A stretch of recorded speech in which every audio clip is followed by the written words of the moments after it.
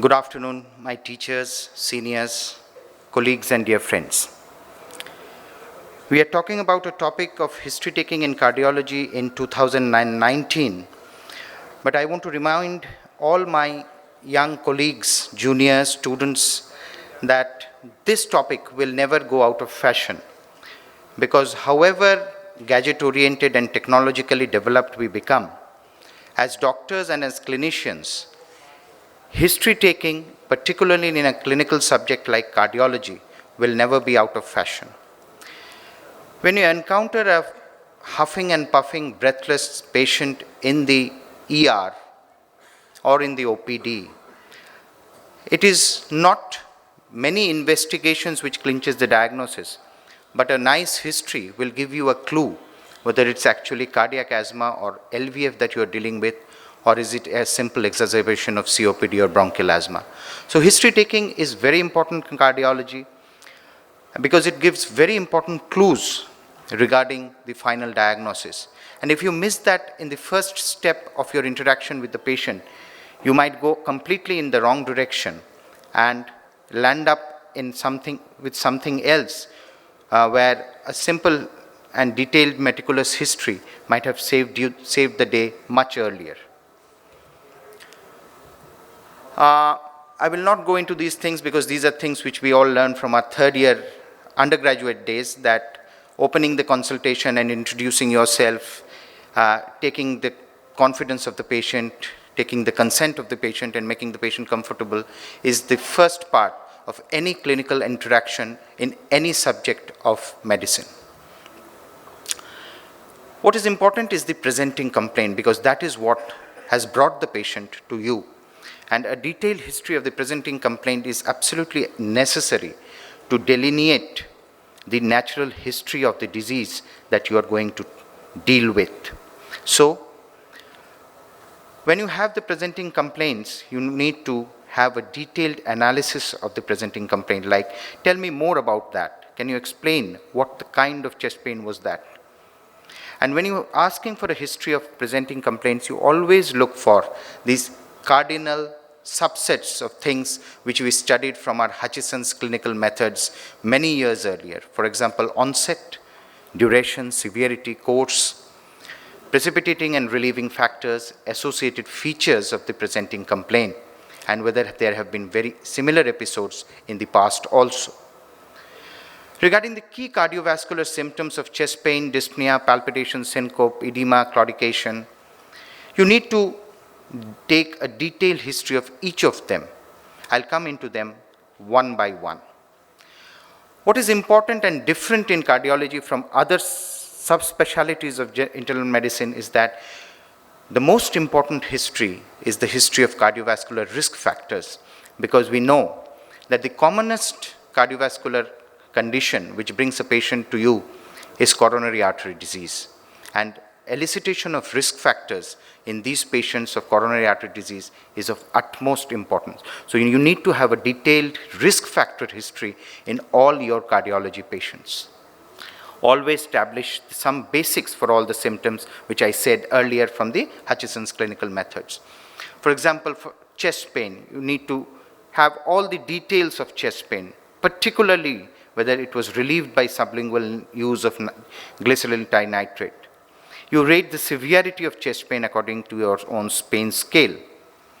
Socrates is very important to remember for our postgraduate students, because it's very easy that with Socrates, pseudonym, you can have all the details of chest pain. For example, its site, onset, character, radiation, association, time course, exacerbating and relieving factors, and severity.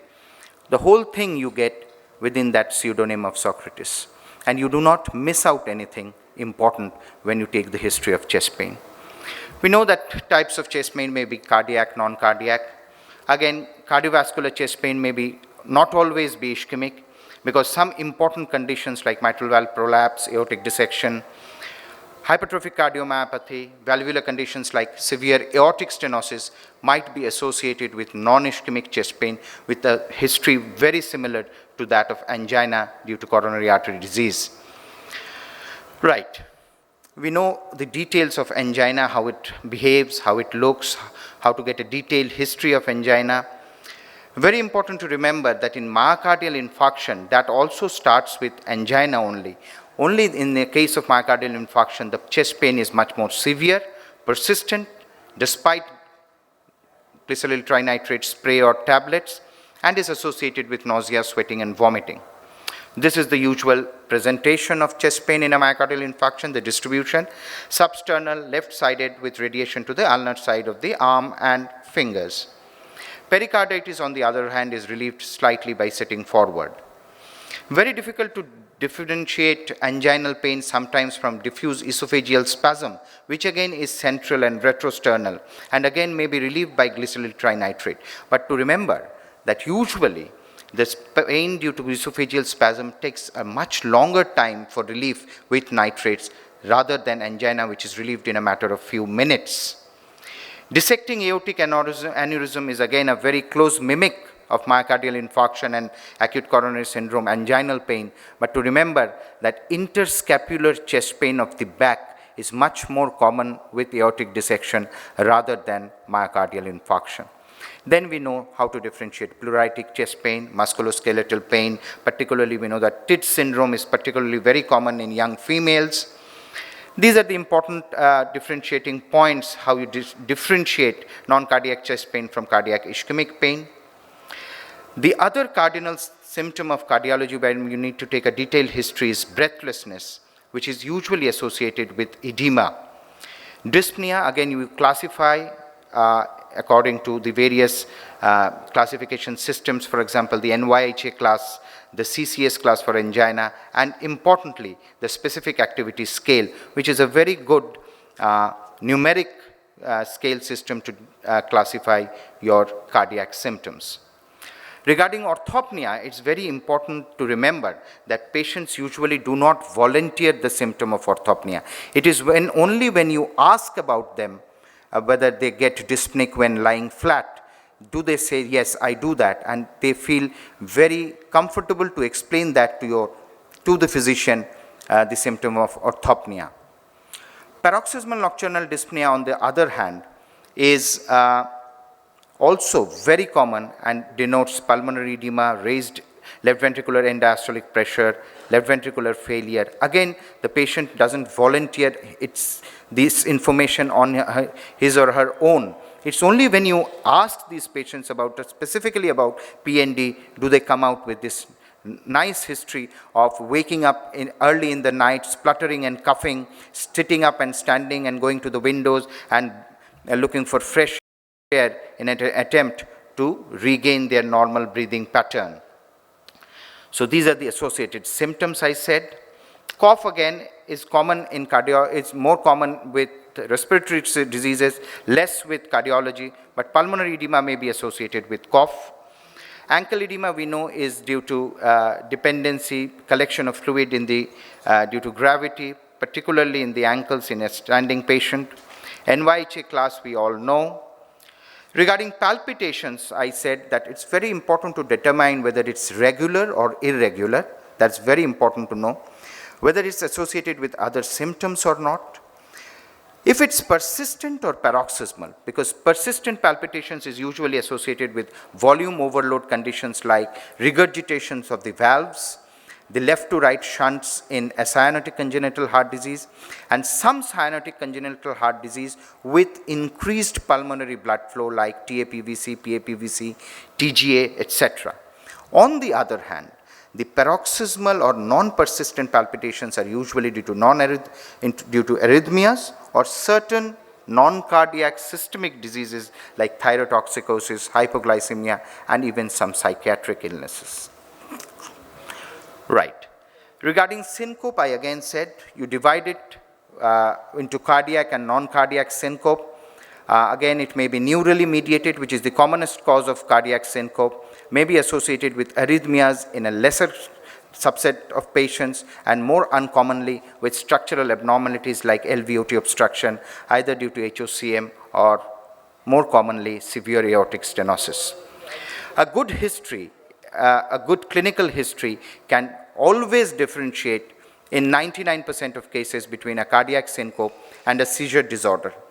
For example, a seizure is always associated with certain other things like aura, postictal confusion, convulsive movements, and usually the duration of unconsciousness in a seizure is a little longer than in cardiac syncope, which may be brief for a few seconds or at best a minute. Other cardiovascular symptoms like claudication, particularly arm and leg claudication, which we sometimes miss, has to be elicited, particularly in patients with coronary artery disease, because they often have associated peripheral arterial disease, which they ignore until they are specifically asked for. Rest pain is a very important symptom of peripheral arterial disease, because it might be the harbinger of developing gangrene, which is the next stage after development of rest pain. Fatigue, particularly in heart failure, is an important symptom which we need to elicit, particularly if it was not there earlier. It might also signify certain associated systemic diseases along with cardiological.